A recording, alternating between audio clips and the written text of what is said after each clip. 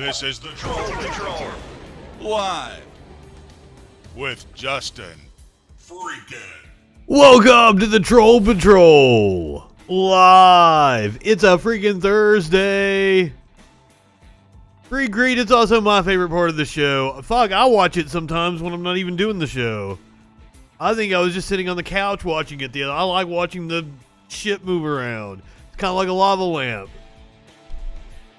My stoner ass really likes shit like that. Also, I was watching it during the opening because usually I'm doing shit as the opening is going on. But because I'm banned on Facebook, I kind of can't go and promote myself. First of all, that's my first ban in months. I've been a really good boy. However, it was totally worth it. It's only for 7 days. I'll be back in a few days.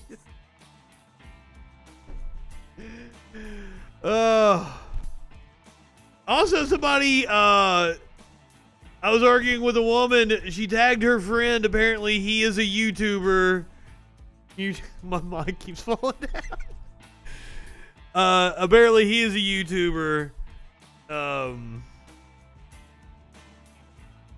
She had to tag him in. It didn't go well for him. He deleted most of his comments. Oh, shit. Oh, hold on.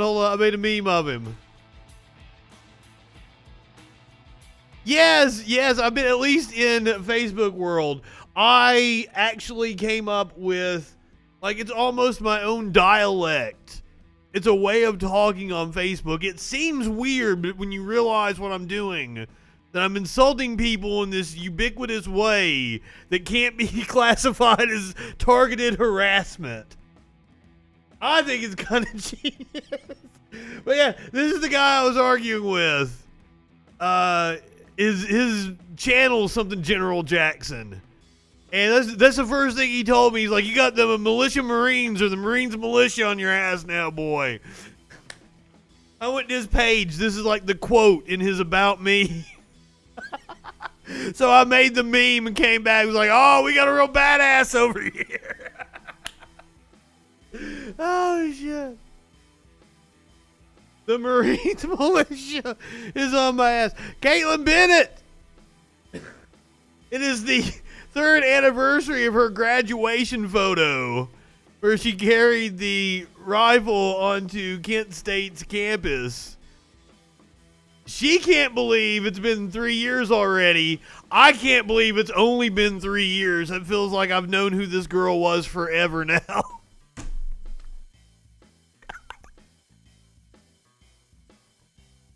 That guy gets high on his own supply.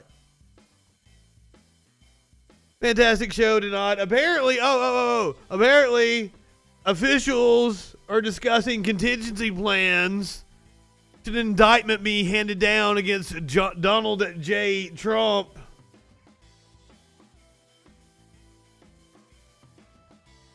What's up, Battle Opossum? Just doing the rundown of what we got on the show tonight. We got the city of Minneapolis will not spend money on the defense for a former police union chief. We're going to talk about the Capitol riot. Had some new information come out during testimony yesterday. AOC. Also, AOC confronted by Marjorie Taylor Greene in the halls of Congress. Apparently, a shouting match went on. Nancy Pelosi is calling for an ethics investigation.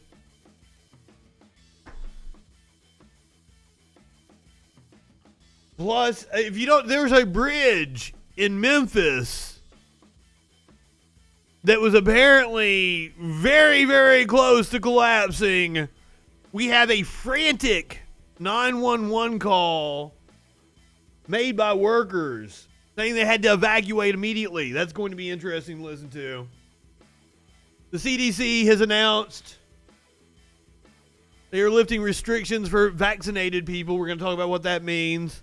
Plus, Elon Musk, Bitcoin, Michael Che, surprised about a backlash he received from a skit on SNL, an American Idol, guy with a mullet, having to be sent home for some racist antics. Ellen leaving her show. She was on the Today Show, plus so much more. Starting off tonight, of course, the big story is once again the escalating tensions in the Gaza Strip. So, the kid we're getting ready to see, this poet, Mohammed El-Kurd, was on CNN Tuesday.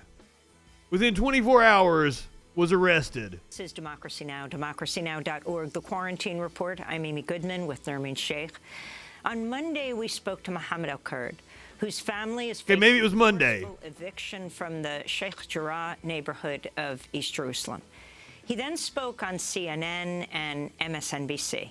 After these interviews, Israeli forces arrested him and forcibly removed Mohammed from Sheikh Jarrah. It was captured in a dramatic video shared widely on social media. He was on all over the news outlets. Speaking out against the war crimes, literal war crimes going on in Israel.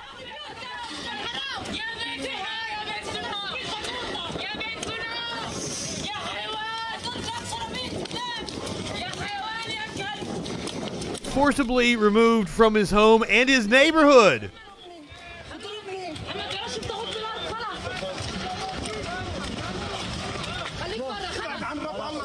For more, we go to Jerusalem to speak with Mohammed El-Kurd, writer and poet in occupied Palestine, who is organizing to save his family's home in the Sheikh Jarrah neighborhood of Jerusalem.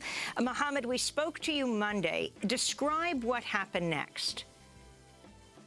Hi, Amy. Good to be back. Yeah, I was standing in my neighborhood at night, and Israeli forces, while they were violently dispersing and suppressing the protesters and assaulting them and beating them, landed on me. And although they know that I live in the neighborhood, although they know my face, they forcibly took me out of the neighborhood. I would want to mention also that this has happened to me before in the same day in the morning, but there was no cameras to capture it.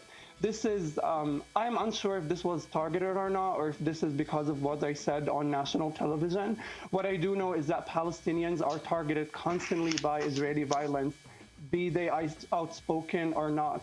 So for my Palestinian siblings, our silence will not protect us. We should all be speaking out against Israeli atrocities. Where were they taking you? They were taking you out of your home. I mean, there's this other viral video of your twin sister who is telling a Jewish settler to leave your home. Where were these Israeli soldiers that we are showing now taking you? They just Jewish settler. Told me that I couldn't come back into the neighborhood. And they've done this many times to us. Many of my family members, many of my neighbors, they do this routinely. And could you talk also, Mohammed, about the reports of a quite blatant collusion between settlers and Israeli security forces? Thank God for social media, because not only in Sheikh Jarrah, in Haifa, in Led, in Yafa, in the Gaza Strip, we are seeing the Israeli settlers emboldened by the Israeli state, and there are many videos that have surfaced. I didn't know exactly how much money the government of Israel actually spends on these settlements, these illegal settlements. This is inside of Palestine on the West Bank. That is like double what they spend on any other citizen.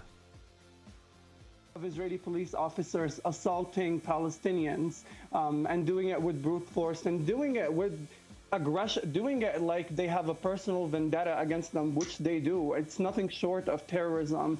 But again, like I said, it's thank God for social media, because it appears to This is a video of it was like a bakery? Is an apartheid state, and it treats an ice cream shop? Dehumanization. It treats Palestinians the way colonizers treat the colonized.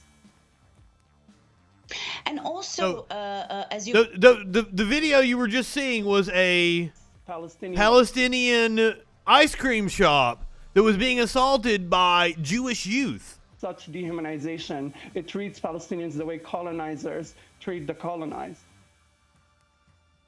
And also, as you point out, the role of social media. As a result, the whole world knows what's going on. And there have been protests held in many cities around the world. What is the significance of solidarity from activists and others in these different cities, including many in Europe, as well as some in the US? Absolutely. I think those protests that are in hundreds of cities actually are also spearheaded by Palestinians in the diaspora. Oh, I got a cat behind me. Protests that are happening all across historic Palestine. The first significance of these protests is that they've indicated to us that these colonial fragmentations that Israel has worked tirelessly, explicitly and implicitly to implement within Palestinians, these tactics of intimidation are not working.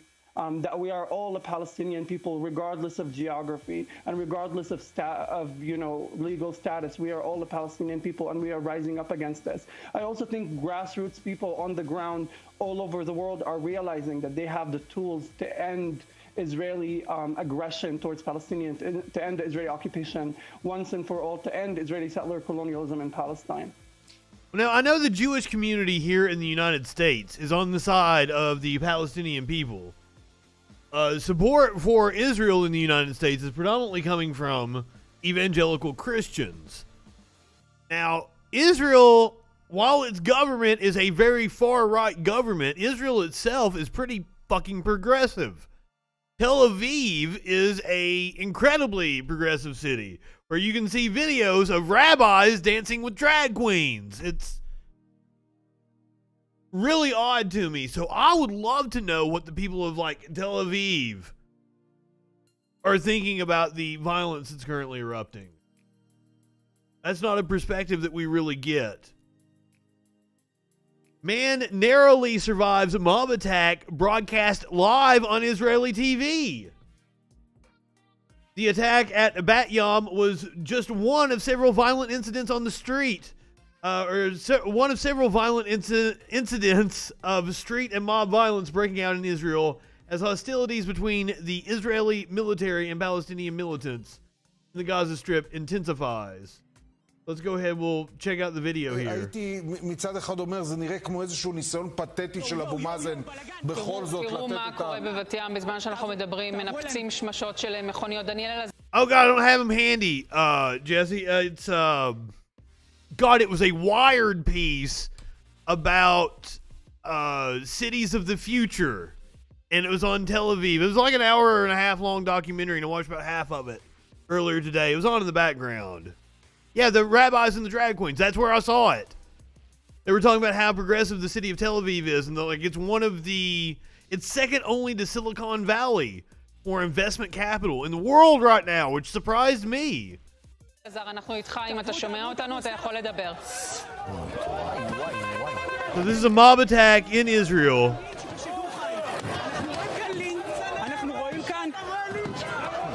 אנחנו רואים כאן לינץ' בשידור חי דוריה.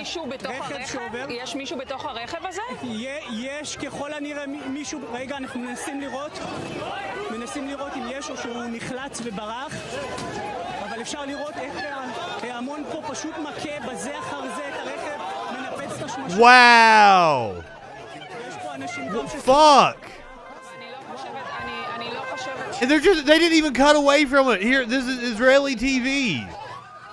דניאל, בוא נשמע את התיאור שלך. אנחנו רואים, אין דין ואין דיין, ופשוט כל מה שקורה ברחוב זה מה שאותם אנשים מעוניינים שיקרה באותו רגע, וזה פשוט לא יאמן, כי זה כבר 3 ימים המצב הזה, וכאילו איש לא נערך. בכל פעם מופתעים מחדש מדבר שהוא פשוט עומד בשער ואומר... And I am almost positive that this current escalation is a direct result of Netanyahu feeling power slipping away from him. He was unable to form a government. So I feel like he's whipping up national fervor in order to remain in power. It is disgusting. Not only is he a war criminal, he's a regular criminal. The Israeli courts have indicted him on multiple charges of fraud and corruption. It's insane. Tel Aviv's hospital said the man is in a stable but serious condition. The footage shows the man lying unconscious in the road before the camera pans away.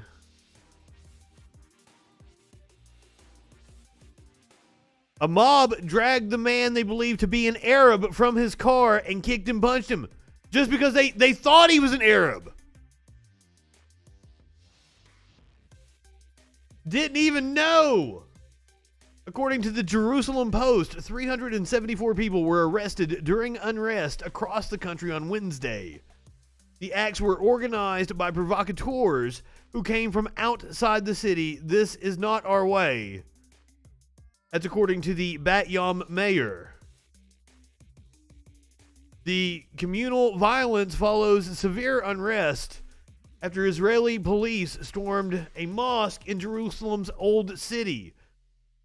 Disputes over Palestinian elections and the pending outcome of a legal battle by Israeli settlers to evict Palestinian families. I don't like the word evict. They do not have legal authority to evict anyone.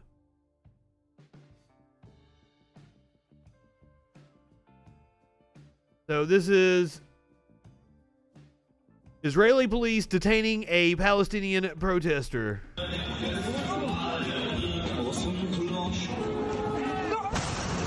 Wow.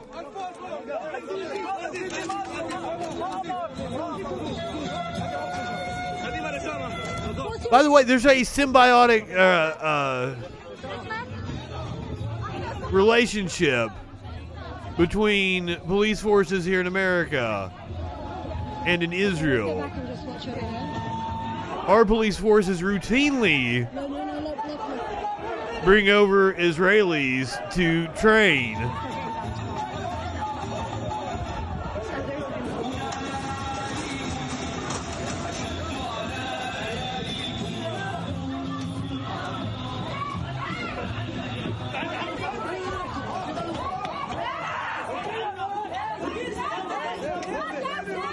Fuck! Just invading people's houses, pushing people around. Little men with big guns.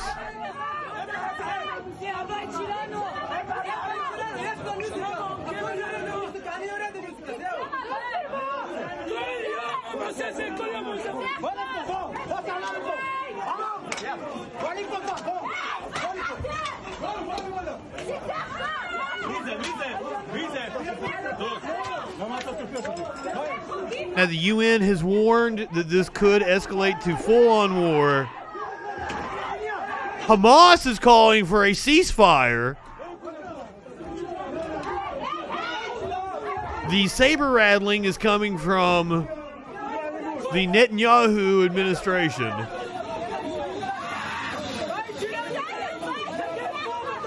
Seemingly emboldened by Biden's lack of condemnation.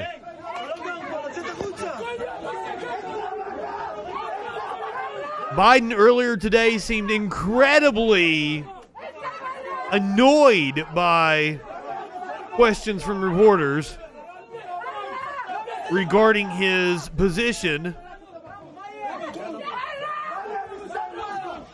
He reiterated yet again that Israel has a right to defend itself, while never mentioning the Palestinian people.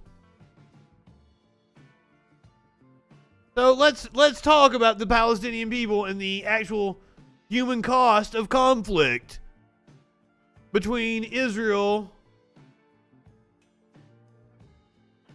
and the Palestinians. So this is from Statista,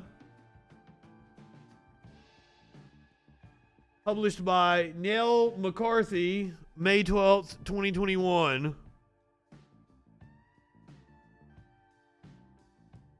Compiling statistics from the United Nations. This is death and injuries together. This is the Palestinian side. This is the Israeli side. You can see how lopsided it is. Between 2008 and 2020, 5,590 Palestinians have died. 251 Israelis.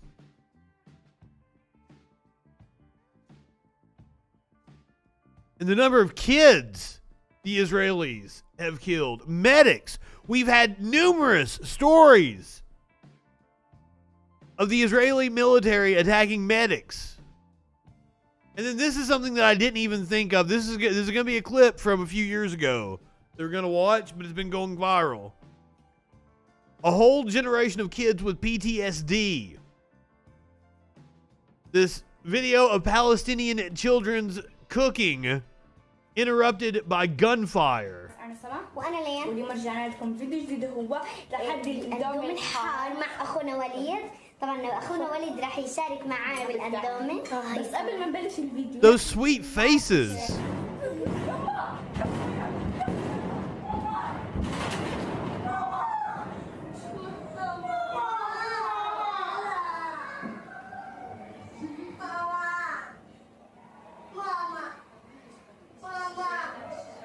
That is heartbreaking, and that's what those kids have to live through every fucking day.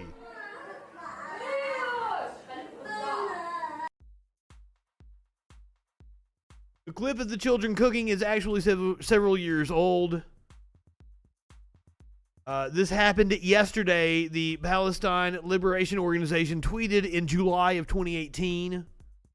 This was the moment when an Israeli airstrike hit Gaza as these three siblings were recording a cooking episode on YouTube. A whole generation of kids with PTSD.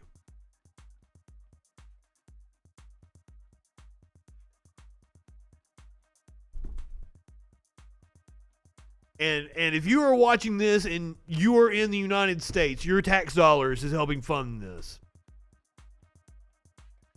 So this is a matter of policy for us. We prop up Israel to the tune of something like $1 billion a year.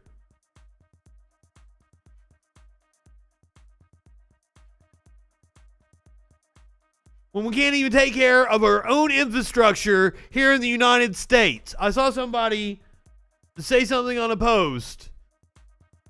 Like the U.S. is horrible at cybersecurity because they won't hire people that smoke weed. Yes! Because every genius fucking coder, computer software fucking person I've ever met in my life, batshit crazy and on a lot of drugs.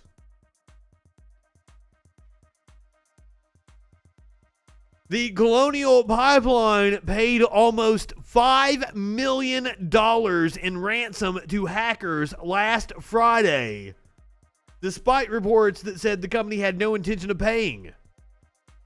This is coming to us from Bloomberg. Copious amounts of weed. Speaking of copious amounts of weed, I'm not high enough for this shit.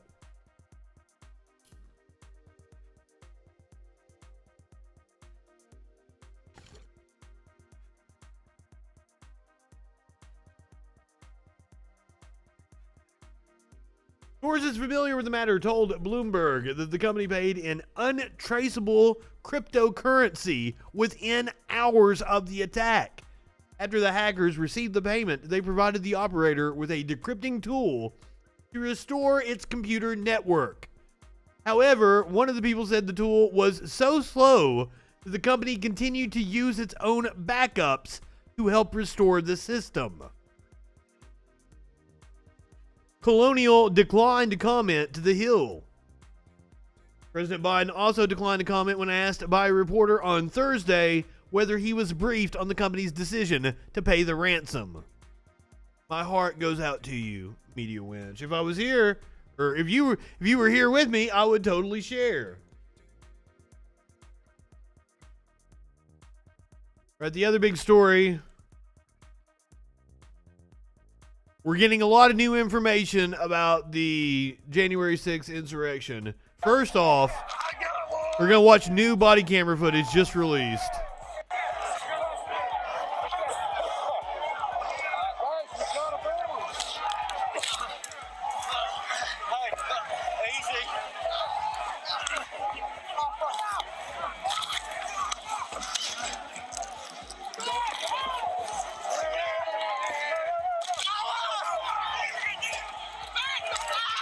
This is Officer Fanone's video from his body camera.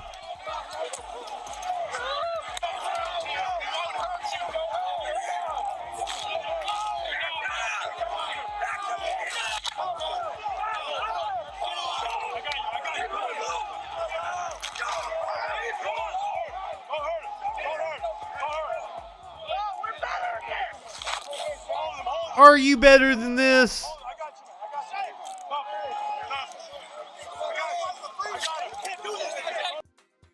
So Officer Fanone saying, I got kids. Newly obtained body camera footage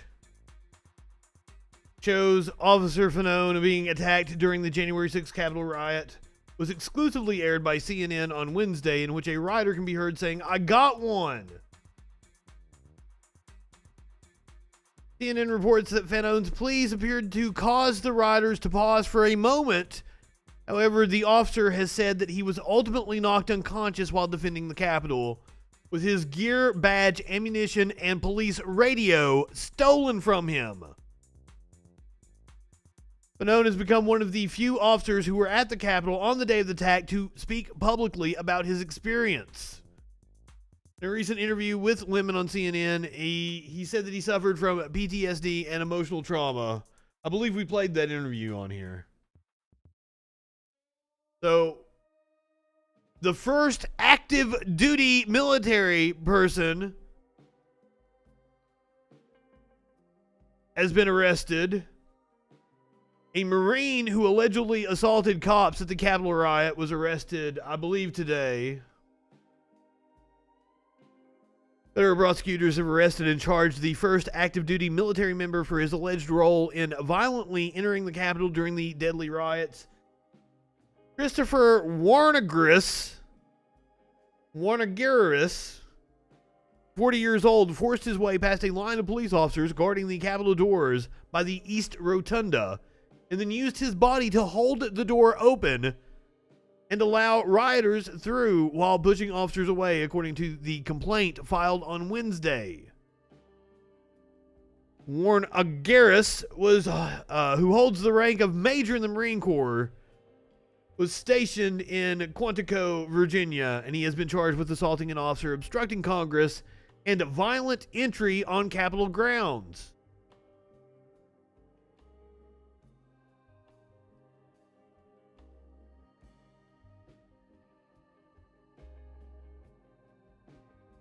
Oh, shit. I left off a story here. I wanted to talk about testimony where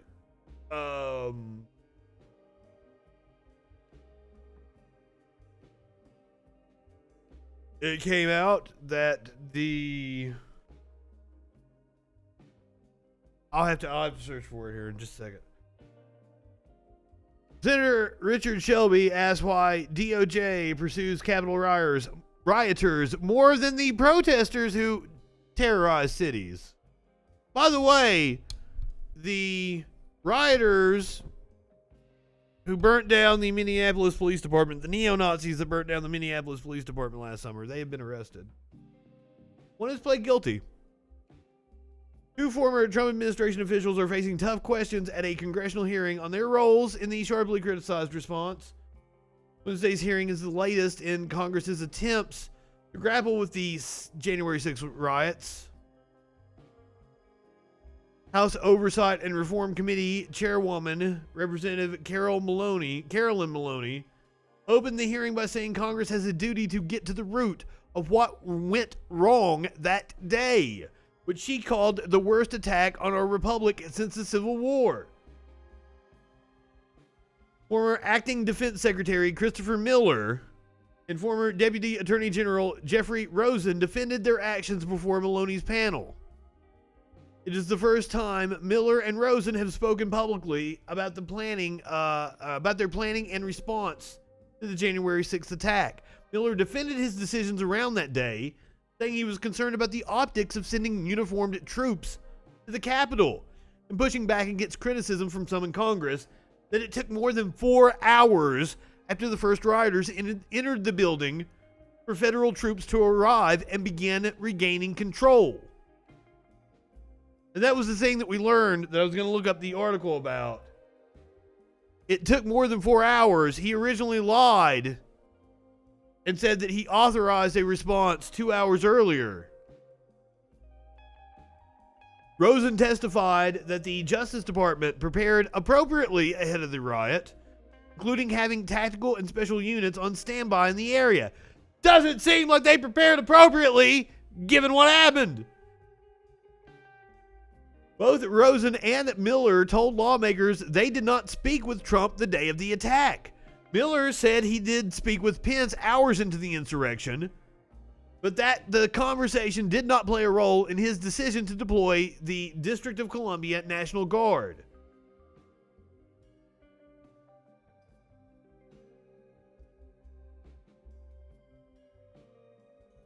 Arizona Republican Representative Paul Gosar emphasized that no firearms were confiscated and argued that Capitol Police Officer Brian Sicknick's death wasn't caused by the rioters, and took issue with an officer's killing of rioter Ashley Babbitt.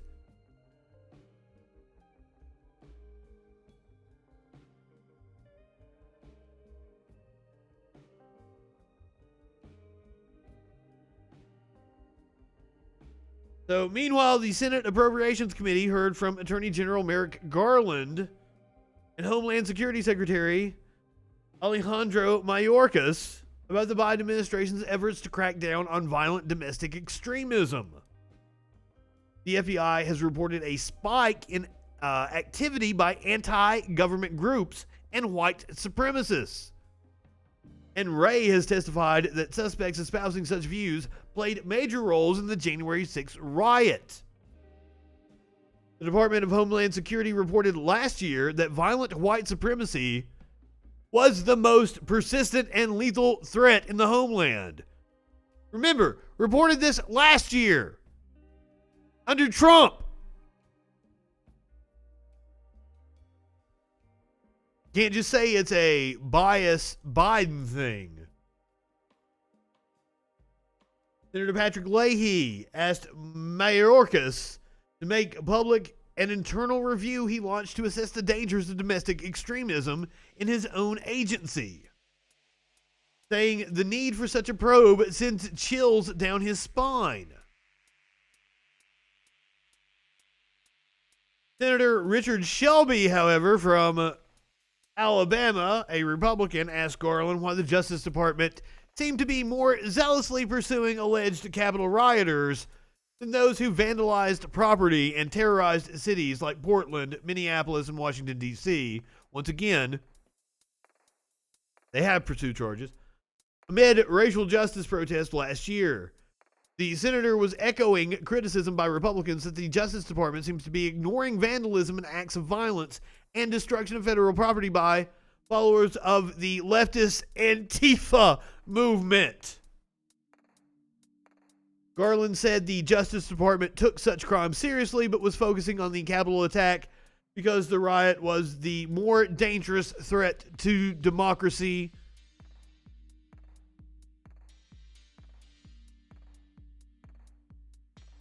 This was an attempt to interfere with a fundamental element of our democracy, Garland said. And if there has to be a hierarchy of things we prioritize, this would be the one we prioritize. Garland also noted that the Trump administration was overseeing federal investigations and prosecutions during the unrest of last summer. He told Senator Susan Collins that federal prosecutors and agents in such places as Portland and Minneapolis were pursuing potential cases against those who engaged in violence or destroyed property, like the neo-Nazi group that burnt down the Minneapolis Police Department. But hey, just accusing Democrats of colluding with Antifa, it's all the Republicans have, throwing out baseless claims. Just like Marjorie Taylor Greene did to AOC earlier today. House Speaker Nancy Pelosi on Thursday said that the House Ethics Committee should investigate the verbal assault and abuse from Representative Marjorie Taylor Greene towards Representative Alexandria Ocasio-Cortez. "You don't care about the American people," Greene shouted at Ocasio-Cortez as they exited the House chamber, according to two Washington Post reporters who witnessed the encounter. "Why do you support terrorists and Antifa?" Ocasio-Cortez did not respond to Greene's comments. "It is so beyond the pale of anything that is in keeping with bringing honor to the House or not bringing dishonor to the House. It's so beyond the pale that you wonder it probably is a matter for the Ethics Committee," Pelosi said. We're going to hear Greene's response in just a second. I'm sure it's very classy. "This is beneath the dignity of a person serving in Congress of the United States, serving in the Congress of the United States, and is a cause for trauma and fear among members."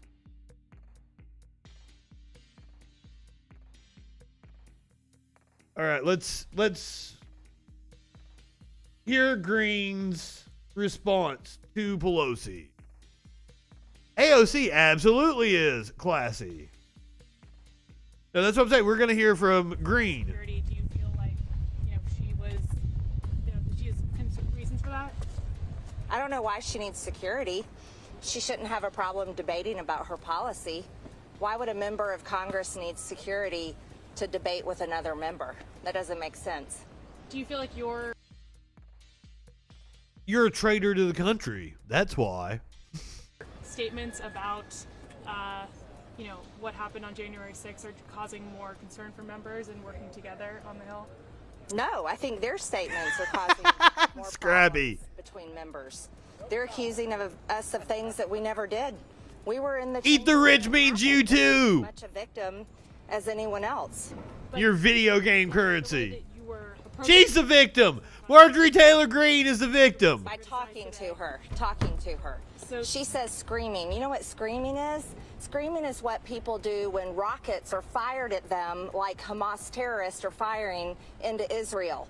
That's what people do. They scream when that happens. I was talking to AOC saying... like the kids that we watched the video of who were recording the YouTube video, and they had to run for cover because Israel was lobbing rockets at them.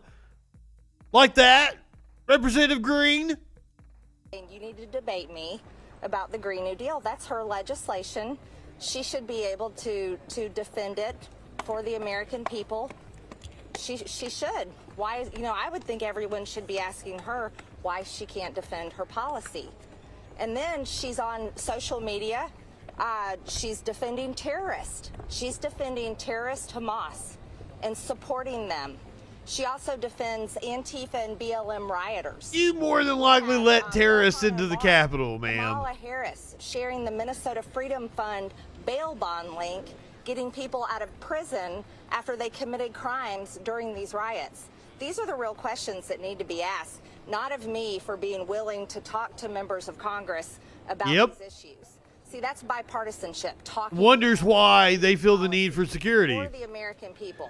That's what needs to happen. So, no, she doesn't need to file ethics violations or whatever she's doing. That's and make no mistake about it, this woman is useless. She has no purpose whatsoever in Congress because they stripped her of all her committee assignments. She's got nothing to do. So what she needs to do is try to get clout with her followers by trying to attack AOC. Yeah, when she said debate me, that made me cringe too. Acting like a child. Adults are able to debate policy. Congresswoman, quickly on the flip side, some colleagues are defending the pro-rioters on January 6th as being peaceful and saying it was I have said the entire time I was a victim of that as well. I was in the chamber when it happened. I have said the entire time it was horrible. It should have never happened. I do not condone violence. I want nothing. They're your people. I've said it the entire time. So you guys need to make sure you set the record straight on that. I need to make sure that I set the record straight. They are her people that stormed the Capitol. Her supporters, specifically. Speaking of criminals and traitors to this country, officials in Palm Beach are preparing contingency plans for a Trump indictment from New York, according to a new report. As the Manhattan District Attorney's criminal investigation into former President Donald Trump enters its final stages, officials in Florida are preparing for thorny extradition issues that could arise. This is from a statute in the Sunshine State. Two officials involved in the contingency plans told Politico that law enforcement personnel in Palm Beach County were looking at what to do if Manhattan District Attorney Cyrus Vance Jr.'s investigation results in an indictment while Trump is at his Mar-a-Lago resort in Florida. I would debate Marjorie Taylor Greene. Get her on Twitch. I would love to put a smackdown on her and then hit this little button right here.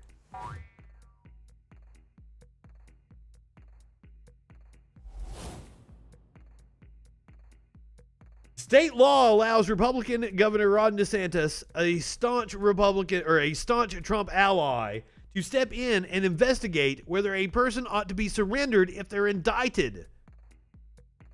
Trump is residing at his golf club in Bedminster, New Jersey for the next few months. If Trump were indicted while in New Jersey, extradition issues could prove less tricky because the state is led by a Democrat. Trump has repeatedly claimed that his perceived political foes are out to get him after his presidency and has expressed concern about several ongoing federal and state criminal. You should be concerned, motherfucker! The New York investigation is examining whether the Trump organization violated state laws when it facilitated hush money payments to the adult film actress Stormy Daniels.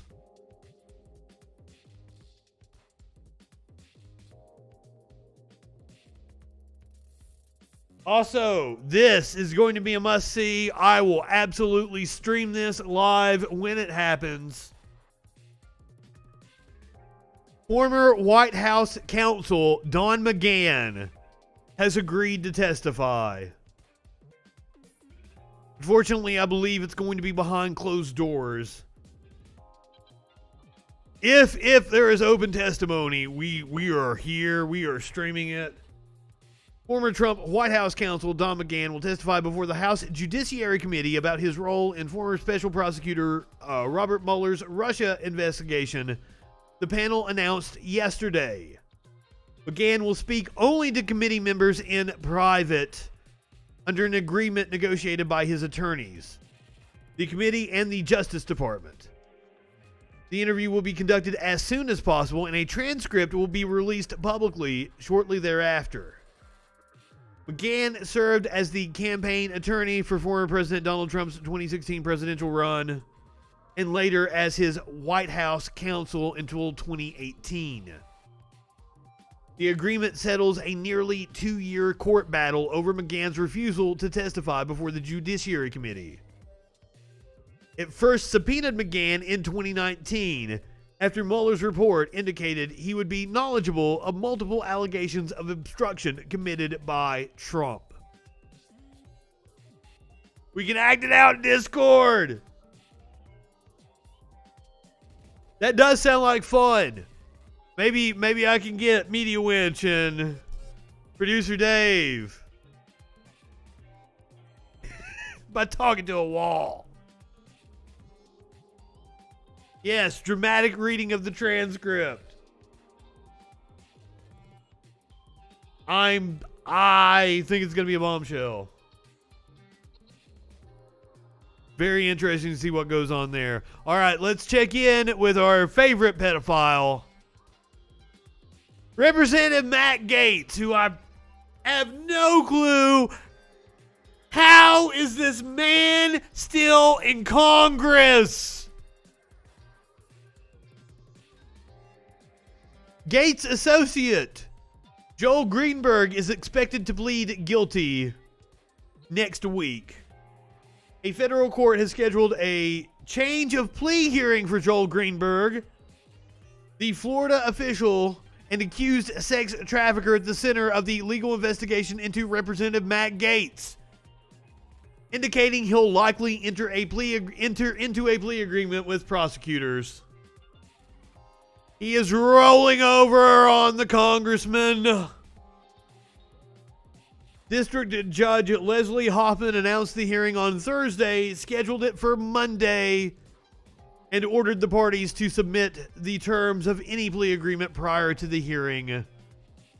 The announcement shows that Greenberg is expected to plead guilty to federal charges, but the terms of an agreement, including specific charges he may plead guilty to, have not been made available.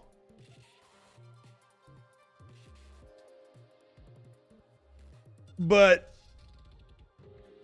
absolutely positively, he is diming on Matt Gaetz. In other legal news, Rudolph Giuliani hires the attorneys who defended Harvey Weinstein. Do you think we're stupid? You think we're fools? Yes. Ex-Trump attorney Rudy Giuliani, in the case related to the FBI raid of his apartment last month, has hired 2 lawyers who worked on disgraced film producer Harvey Weinstein's defense team. According to Wednesday court filings, attorneys Arthur Adelay and Barry Kamens notified the U.S. District Court for the Southern District of New York that they were appearing on behalf of Giuliani. Linwood has his own legal problems. I'm surprised it's not Linwood as well, but there's a lot of accusations flying around about Linwood, including voter fraud. The man was all over TV talking about voter fraud, was accused of voter fraud. Right-wingers love projection.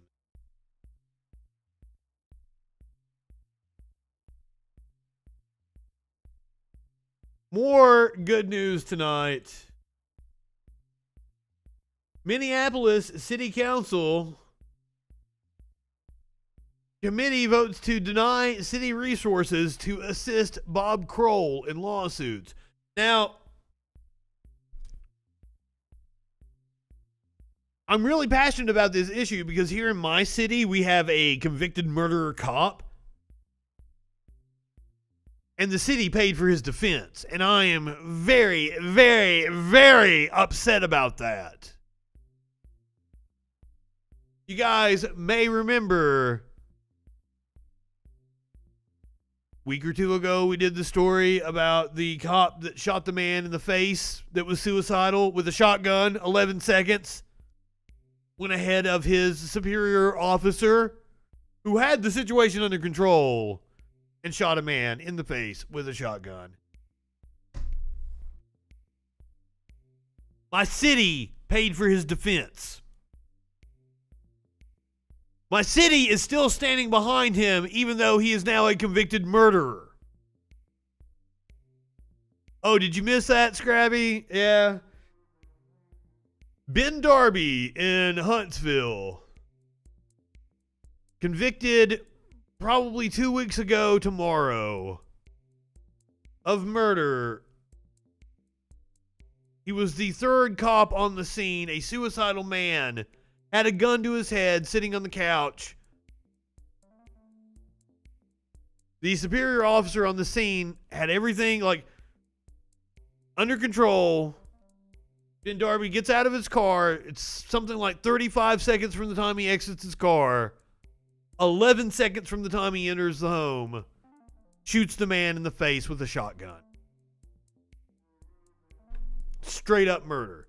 And my city paid for his defense. I can't believe that's a thing. But at least here in Minneapolis, the city council committee has voted not to use city resources to help former police union head Bob Kroll in a number of lawsuits. Number of lawsuits. After protests last summer, Kroll faces several lawsuits related to his leadership in the union. The Policy and Government Oversight Committee voted not to indemnify him, meaning the city will not provide him an attorney or other services. If the council passes the resolution, Kroll would have to pay those fees himself, which he should. It's amazing what we waste taxpayer money on.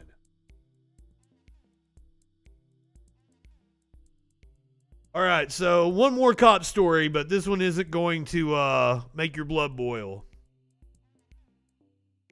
Cop tries to match with TikToker on Hinge after allegedly macing her at a BLM rally. The TikToker shared the story to her 34,000 followers on Wednesday. She overlaid a brief video with the cop's Hinge profile. Can we see? Yes. Cop who maced me last summer really liked me on Hinge.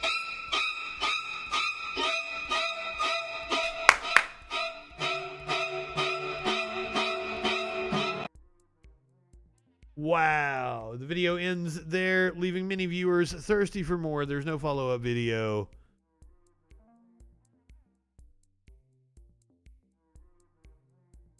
Meet up and mace him back, one commenter suggested. Yes!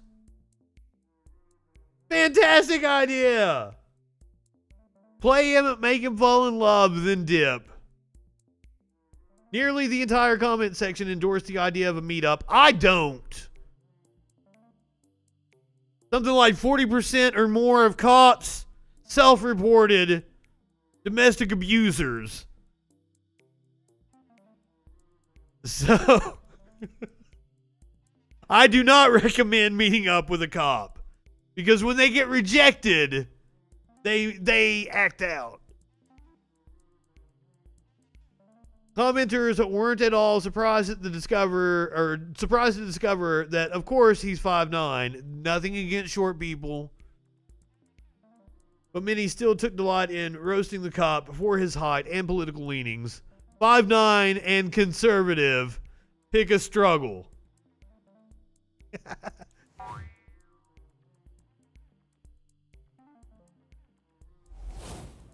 Despite heaps of encouragement, it seems like Cammy is content to let the viral moment lie. I wish we could get an update on a meetup. Smallest struggle. All right, back in serious mode now because this is fucking insane. This is what. All right, so we now know what happened the moments after inspectors discovered a significant crack in the I-40 bridge.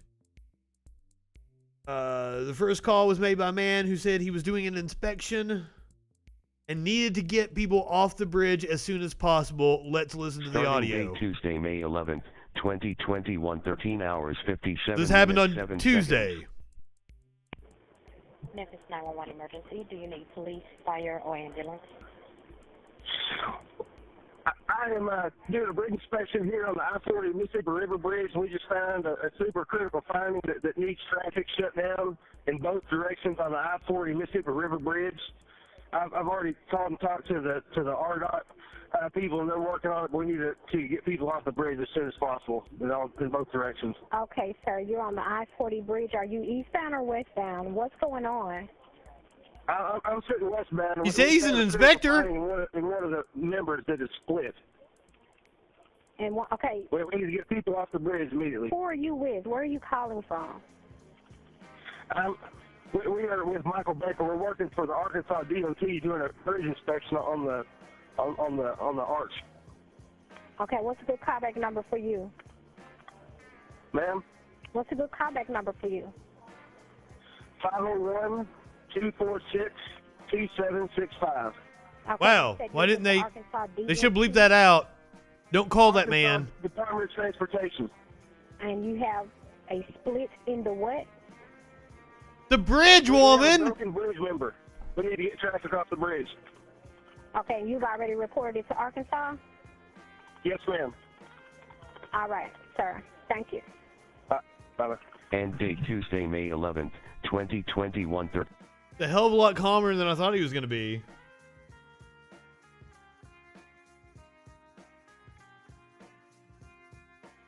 Starting date Tuesday, May 11th, 2021. Here we got another 14 call. hours, 2 minutes, 23 seconds. Wow, that's the picture of it right there.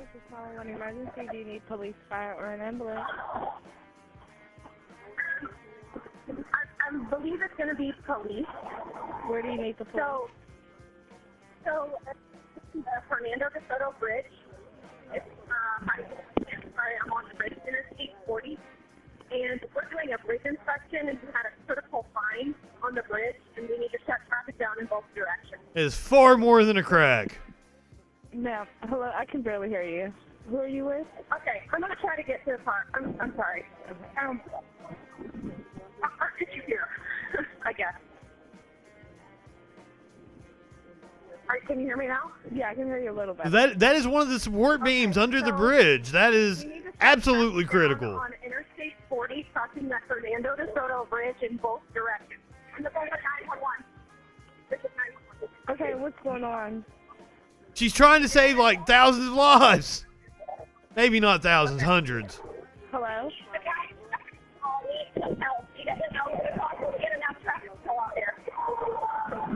Hello? But yeah, very hard to hear the call.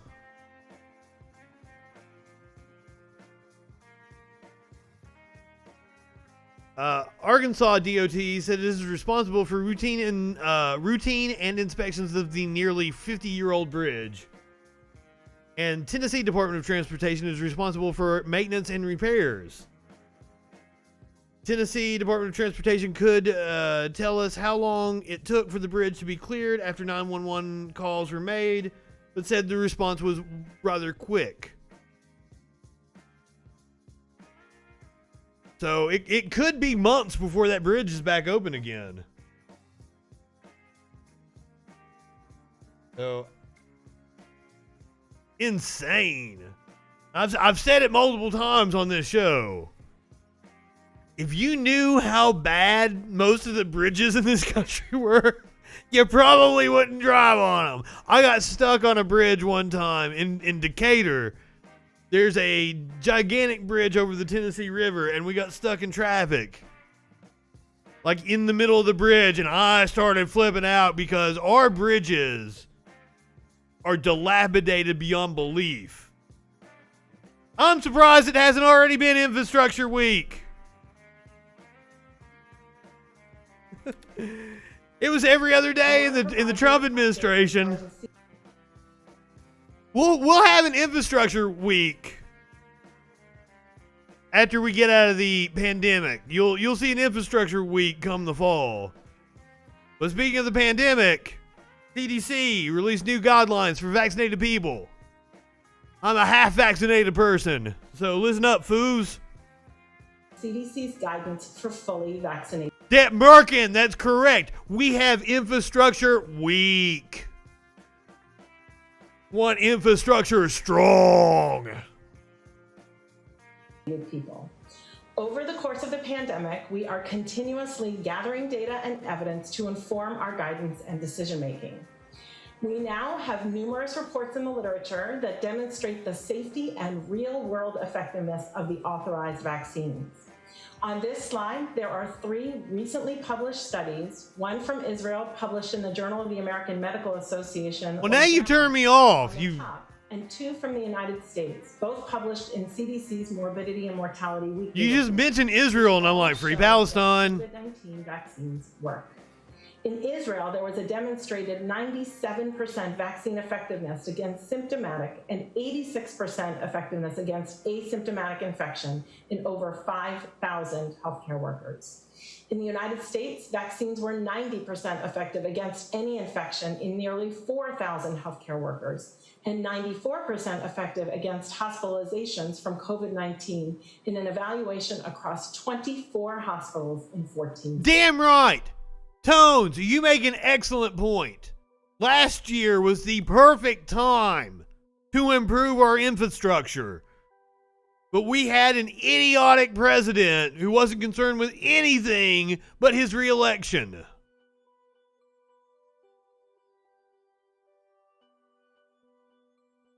States. Additionally, we are accumulating data that our authorized vaccines are effective against the variants that are circulating in this country. On this slide, you can see a study published just last week that demonstrates how effective the Pfizer vaccine is. Fortunately, we're not seeing the slide she's referring to. United States, B117, as well as other variants like B135. Okay, I'm bored. Basically, what she's saying is people can take off the masks if you are fully vaccinated. Wait a week or two. Let it kick in. You can take off the mask if you are fully vaccinated outside and in most indoor settings. Keep the mask on if you are in a crowded indoor setting, something like a ball venue maybe. I know Texas is opening up baseball venues. Wear your mask inside, take it off when you go to your seat, that sort of thing.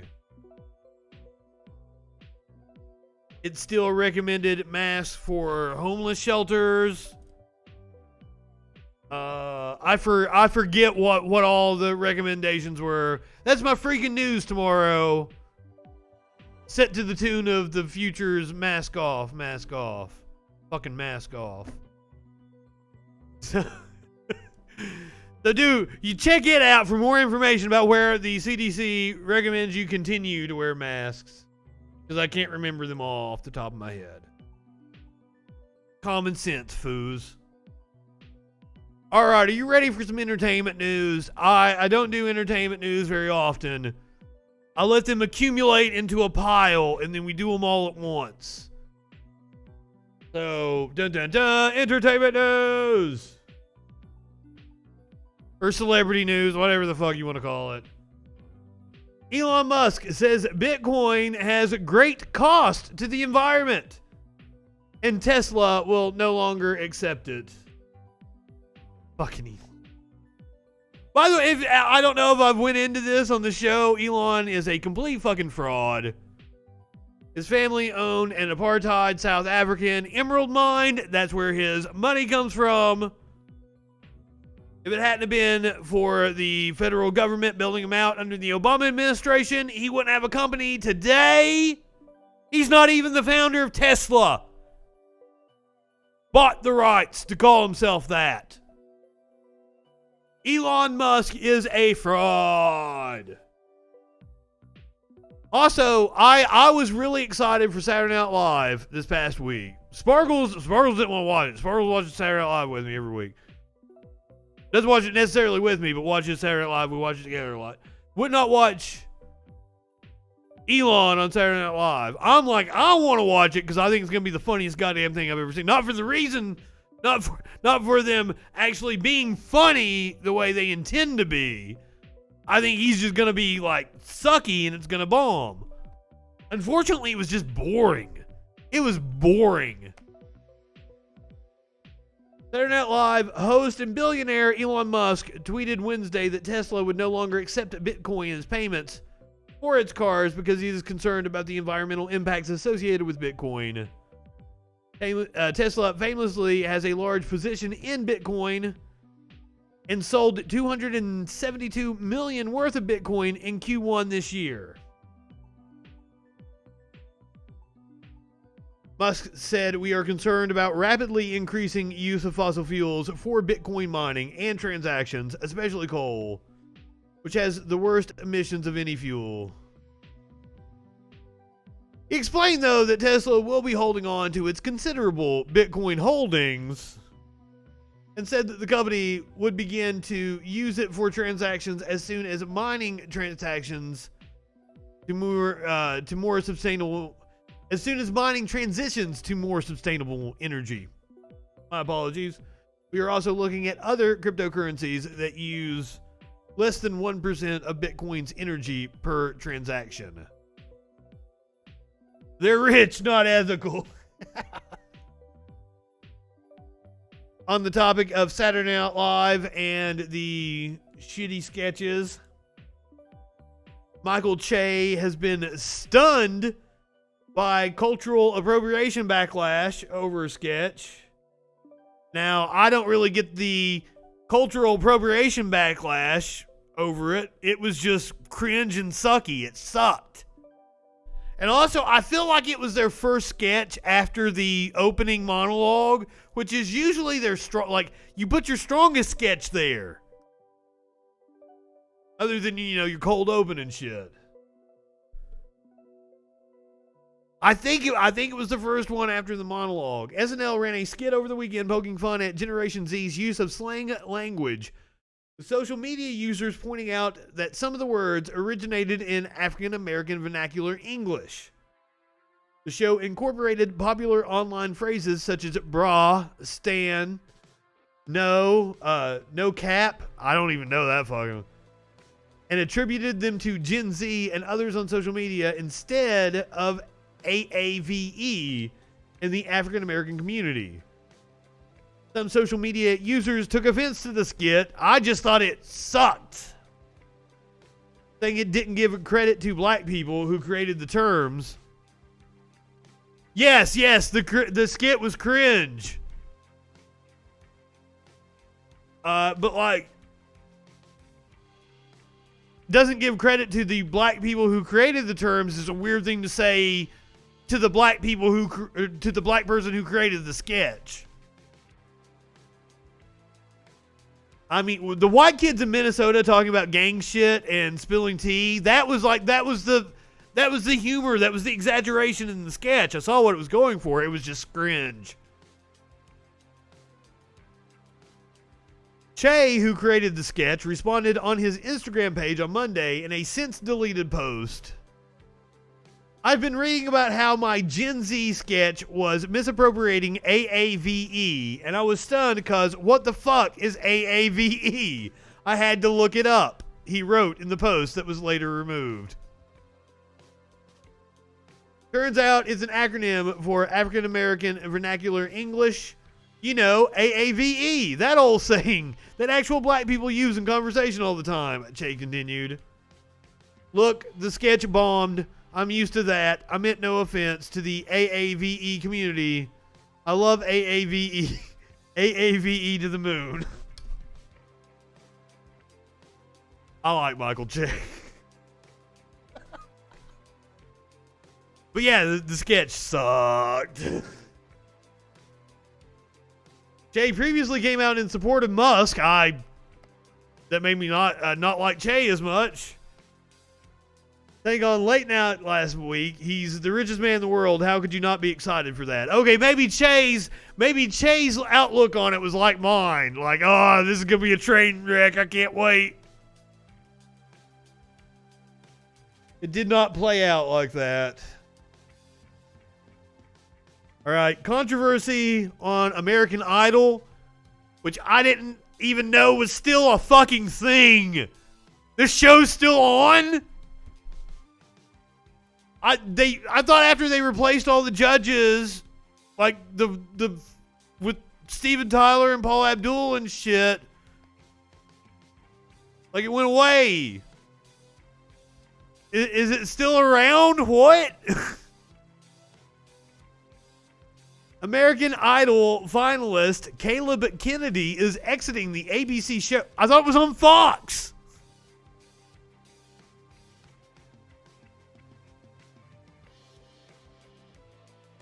After a social media post resurfaced depicting him sitting next to and filming someone wearing what appears to be a Ku Klux Klan hood. Okay, was it a comedy sketch? Did a black person pop out of a bush and punch the guy with the KKK hood? Like, Context here, people. Context. With 16-year-old Kennedy no longer in the competition, Sunday's episode will feature the show's top 4 singers with one contestant elimination. The video in question shows a younger Kennedy sitting next to a person who is wearing a white hood, similar to those adopted as a symbol of hate by the white supremacist domestic terrorist group Ku Klux Klan. In a statement on social media, Kennedy, native of Roebuck, South Carolina, addressed the video and his elimination from American Idol.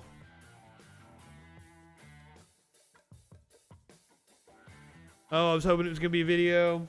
Hey, y'all, this is going to be a bit of a surprise, but I'm no longer going to be on American Idol. There's a video that surfaced on the internet and it displayed actions that were not meant to be taken in that way. I was younger and I did not think about the actions, but that's not an excuse. I want to say sorry to all my fans and everyone who I've let down. I'll be taking a little time off social media to better myself, but saying that, I know this has hurt and disappointed a lot of people, made people lose respect for me. I'm so sorry. I pray that I can one day regain your trust in who I am and have your respect. Thank you for supporting me.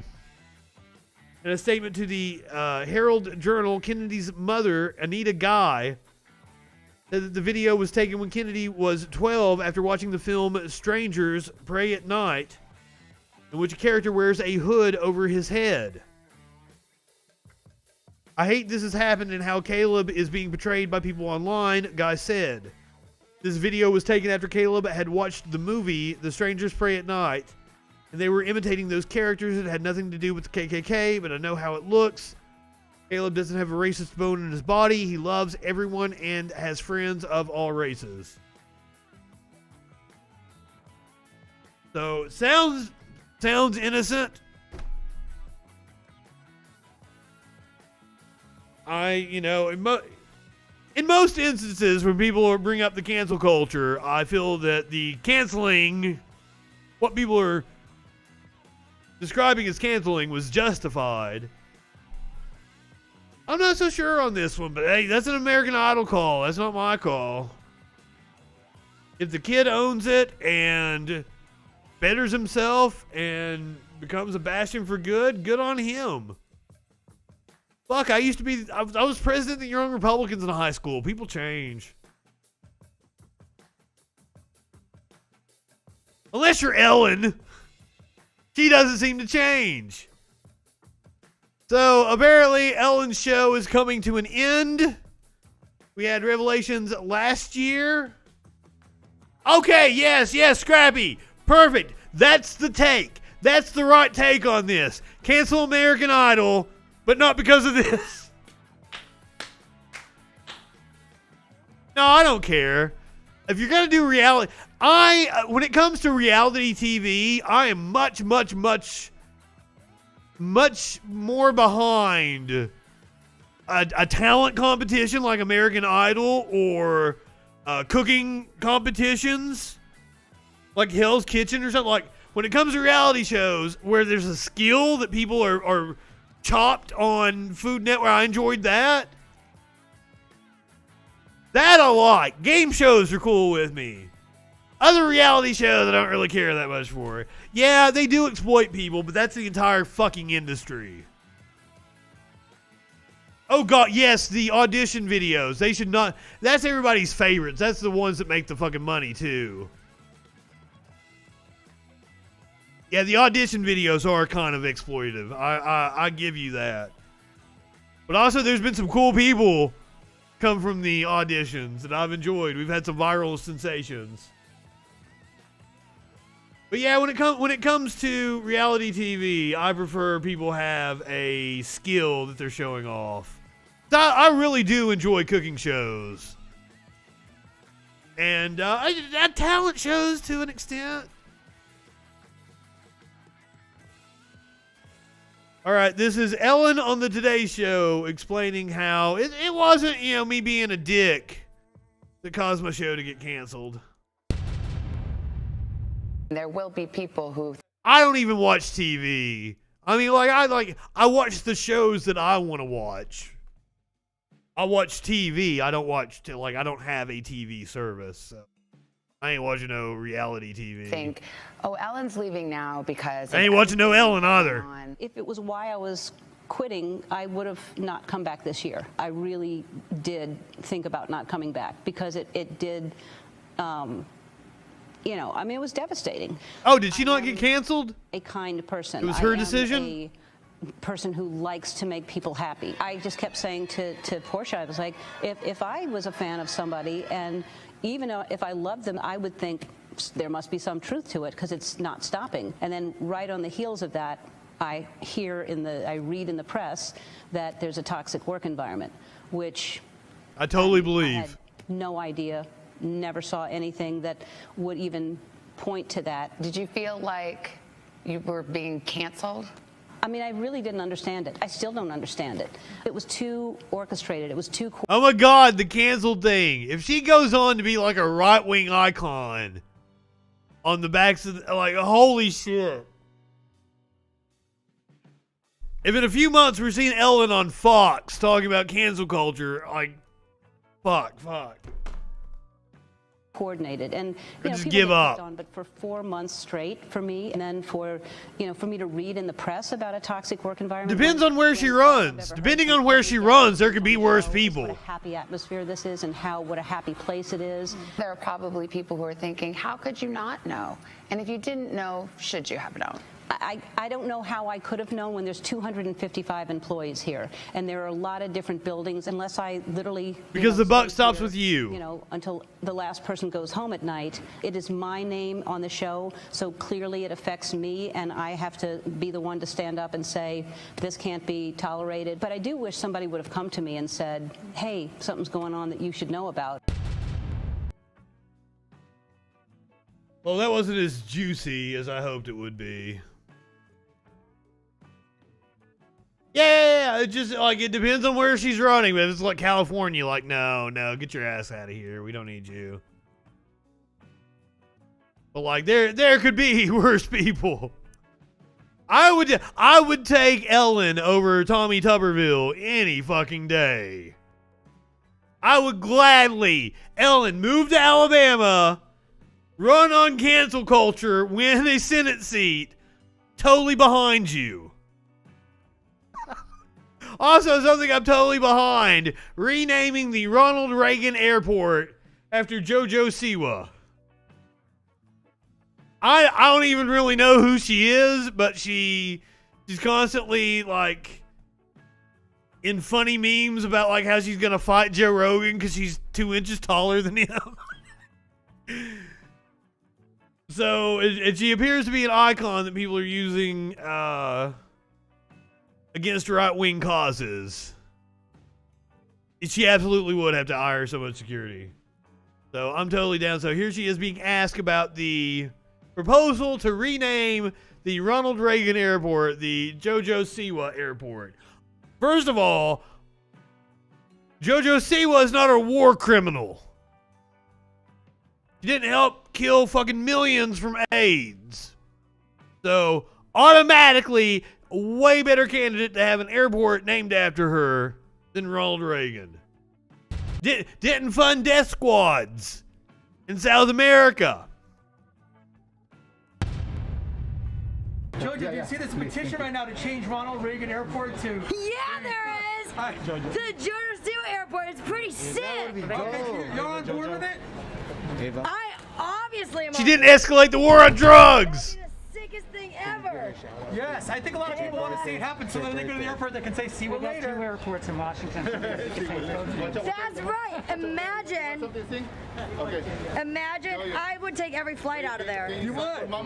Of course. Thank you. Of course, I got one. So did they contact you about it? Did anyone? I don't know who she is, by the way. I have no clue why she's famous. She does like a Miley Cyrus kind of thing, or a Hannah Montana kind of thing, I think. She came out as like bisexual or gay or something, and it was a big deal. Like, apparently the kids really like her, so I'm all about it. And she seems fucking cool. Someone talk to you about it? My mom did. Thanks, Nancy. Oh, really? She's on board too? My mom told me to go sign the petition. What's your message to all the kids out there and people out there, signing? I'm gonna go sign the petition. Ronald Reagan Airport to JoJo Siwa Airport. It's the best idea I've ever heard in my life. Yeah, we are all gonna go sign it after this. You might as well do it.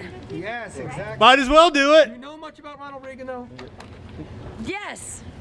Was that convincing? You know what I know? I know he's got an airport. Yeah, you do. Well, yeah, he's president. That's right. What do you say to someone who's a fan of yours and a fan of Ronald Reagan?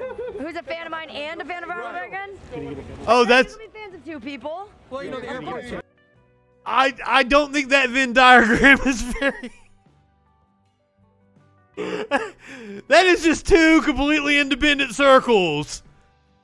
Fans of JoJo Siwa and fans of Ronald Reagan.